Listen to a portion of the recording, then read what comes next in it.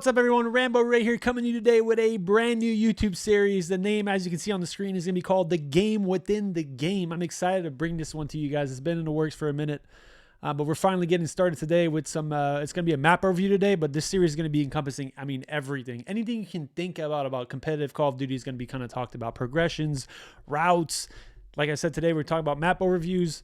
I'm excited to really kind of just break down anything that kind of goes through my head when it comes to Call of Duty and really kind of teach you guys and help you guys get better, whether it's being aspiring professionals, potentially trying to get to the pro scene one day, whether you're just a rank play demon and you're trying to just smoke some noobs in rank play, or you're just a viewer who's trying to better understand what's going on in the game.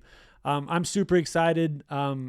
I can't express enough the support that you guys have been giving me through the last month or so. Obviously, it's been a little weird, but finally excited to get started with some content, and I hope you guys enjoy this. And again, if you guys have any comments or things that you feel that can be better, or things you would want to see more of, or even just topics of videos you guys want to talk about, please comment. I'm going to be reading all these comments, and I'm excited. Again, let's get it going. All right, let's get right into it. We got some Hydroelectrica Hardpoint. If you're not swimming, you're not winning. P1, let's get right into it. We got the spawns. We're going to showcase the spawns with some cool sky cams because, yeah, sky cams are cooler than just showing the mini right away. So we got the bad spawns here, quote unquote. Again, there's going to be a lot of kind of like discussions about what's the good and bad side so you guys can understand what you should be prioritizing. The two red circles there showcase the two kind of main spawn points you can get on the bad side of the map. And then here are the two green circles on the P2 side of the map, which are technically the spawns you want to be holding more often than not during P1. All right, let's use some gameplay to kind of showcase what it looks like in-game on the playthrough of Hills. So we got P1 Hydro again. We got Team Optic trying to make a comeback against Team Thieves in the Major 2. So as you're going to see, in general, you kind of want to spread out your defensive side. It's almost like Optic, in this case, holding the good side of P1, is kind of playing defense. You're trying to accumulate time. You're trying to keep map control. But more importantly, you really don't want to allow Elite Thieves to kind of sneak through the line here or try and break the spawns for P2. That's kind of like the main mentality that the good side is going to be having. So you're going to see, like, for example, the arrow number 6 here on the bottom side of the minimap was fighting through the rune side of the map and really trying to maintain the control of the kind of the line across the map. As long as you control the entire kind of midpoint of the map here, you're free to kind of push for time. You don't really have to worry about flips. And here, as things get a little tricky and a little hairier towards the rotation side, or rotational point of this hill, you see 3 kind of make a play through the bomb. Now you're going to see the Optic guys kind of react to this and really make sure that 3 doesn't get through to flip the spawns. And as long as you hold the spawns, you get 1 maybe a kill, and then you're good to hold P2. Moving on to P2, cha-ching, the first money hill of the game. And one of the main reasons why it's such a money hill is because you spawn literally right behind the hill on the good side of it. For 2 green spawns points here are going to be situated behind the hill and more towards the big rock side on the left side of the minimap.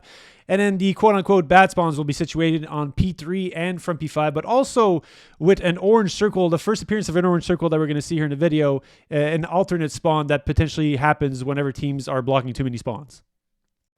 So one of the main reasons why this hill is so hard to break is simply because of the fact that it's super easy to get funneled when you're trying to break this hill. So you're going to see Optic here do a really good job with number 6 being Shotzzy, pushing up the left side of the minimap and really forcing Thieves to kind of push through the front side here. 8's got to cross on the front of the hill, 5's watching the hill player from close. So really the only chance Thieves here has to break the hill from the front is really from the Optic guys making a mistake or kind of winning some gunfights that are quote-unquote unwinnable. The way they approach the second push to try and break the hill is much more proper, where you try and get control of kind of the midpoint of the map and then make your way through, because if you get kills from this point now the Optic players start spawning out because 2 and 3 are kind of looking at the back spawns. So extremely important on the holding side to kind of push up on the map and get as much space as you can to force your opponents to kind of push through one side, whether it's the bottom side of the minimap through the rune side or pushing through the top side, the dome side of the map. All right, moving into P3, one of the more difficult hills to accumulate good amount of time, and it's more of a setup for our second money hill game, which will be P4. So the main spawn points you're trying to hold for the first 30-40 seconds of the hill are the back spawns here, located outside generator and in generator. And then the quote-unquote bad spawns, less favorable spawns that you kind of want to hold at the very end of the hill are the dome and P2 side of the map spawns. It's super, super important to hold these at the end of the hill because it wins you the rotation for the next hill. So P3 plays out kind of like an old school COD game.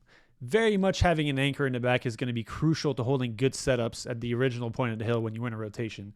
As you see number 6 on the minimap here, he's blocking a generator spawn and a side generator spawn, which is forcing thieves to kind of spawn out deep on the map and making it much easier for the players on Optic that are holding the front to understand where the push is coming from. If number 6 wasn't situated in the back at the start of the hill and the kill was gotten by his team, then thieves would be giving up a kind of a two-way push to the hill. As the hill progresses, basically during the last 30 seconds of the hill, if you can get in a situation here where Optic is kind of holding the hill from the quote-unquote wrong side of the map, if you win one wave of kills, well, with the red players here spawning in the back, you're basically creating the perfect avenue to chain P3 and P4, which P4 being one of the main money hills of the game. Optic sets himself perfectly here to basically accomplish that and have a chance to kind of get a big point lead in this game. Moving on to P4, cha-ching! Yes, sir, our second money hill of the game. Similar to P2, one of the main reasons why P4 is a money hill is because the spawns, again, in the back are so close and so hard to break.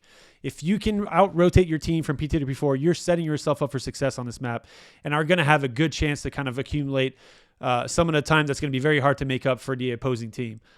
As you saw, the two spawns in the back of the hill, and then the opposing spawns here are situated in P5 and back P5 with the occasional P3 spawns. You can kind of see the edge of the orange circle down the bottom. So P4s and P2s play very alike. The hills are pretty close to each other, and the choke points that lead to kind of the main areas of combat and the spawns themselves are exactly the same. So you want to be as pushed out as far as possible when you're holding the hill, and when you're trying to break the hill, you want to kind of control the midpoint of the map before you really trying to formulate a push towards the backside, simply because you know where your opponent's going to be coming from. If you try and push too much to the front right away, you get flanked, and it makes it very difficult to kind of break a hill. So more often than not, you'll see teams kind of try and push out runes, push out P2 side. And if they don't, and the enemies get too close to the hill and get some clutch kills, like we're seeing 100 Thieves get right here, you can flip out the map and basically break this hill. But it's very, very difficult to do so without trying to break the front part of the map first. All right, let's finish it off with some P5 talk. We got P5, which is situated in the middle part of the map. You're going to have the back spawns, which are the favorable spawns, which I like to call like this back blue on the right. And then generator, and then the orange circle is kind of, again, kind of an emergency spawn that happens at various times depending on where the teams are located. If you block a little too many spawns, sometimes that happens. And then the bad side, the quote-unquote bad side, which ends up being the good side at the end of this hill, is the P1 side spawn where you have Dome, P2, and Runes. P5 is one of the more difficult hills to get a full setup on. One of the reasons for that is because there's multiple spawns around the map. A lot of the times, this hill is going to be a little scrappy with a lot of SMG fight on the close quarters of the hill. But if you do get a 3 or 4 down when you're holding the back spawns, you can utilize the blue rock setup to get a full setup on the map and force your enemies to spawn out Dome and P2 side. As you see on the minimap here, I'm showcasing the point at which you can block both the backside and the generator spawn, which basically funnels your opponents to push through the front. And as the hill dwindles down in time, you want to be trying to flip those spawns out to spawn Dome. This is going to set you up for the next 2 minutes of the game because it's going to give you the best chance to get P1 time and also set you up for P2, which is going to force your opponents to constantly try and push around the map and play for spawns rather than playing for time. That's an ideal situation and an ideal play for the map. Okay. I need it in front of you? Oh. Oh, nice. The back of my head.